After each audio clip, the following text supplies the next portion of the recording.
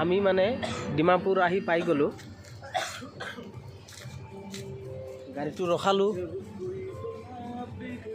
টায়াৰকেইটা check কৰিলোঁ, tyre ঠিকে আছে, ঠিক ঠাকে আছে চব।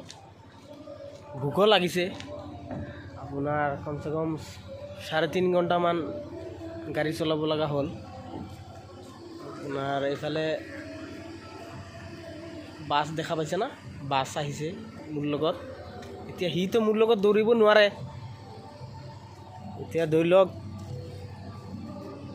মই 120, 100ত দৌৰিছোঁ, আহি মানে 80, 70, 60 এনেকুৱা টানিছে। সি দৌৰিব নোৱাৰে ইমান মোৰ লগত। আহি পাইছোঁ, এতিয়া ভোক লাগিছে, খাব যাম ইয়াৰ ঘৰত। এইচব মানুহবিলাকে খাই ওলাই আছে, দেখা পাইছে। দুটা মাইকী মানুহ আহি আছে, দোকান খোলা আছে। মই ভাবিছোঁ আপোনাৰ চাবোন কলগেট যি লাগে লৈ ল'ম, ৰাতিপুৱাতো লাগিব ন। পাৰ্টিকেইটা নমাই দিলোঁ, পাৰ্টি গ'ল।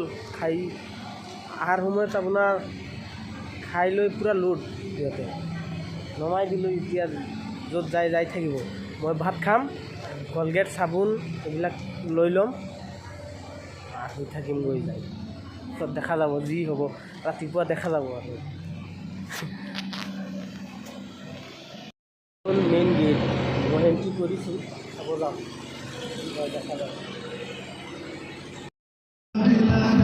খাব কাৰণে যিটো হল হয়, সেইটো মানে আপোনাৰ মানুহবিলাকে খাই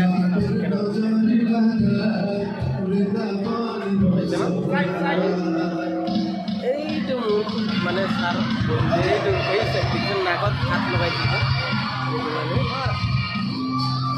মই মানে লৈ আহিছোঁ, দুটা পাইছোঁ, ব্লেজাৰ লগাইছে ন, নীলা কালাৰ।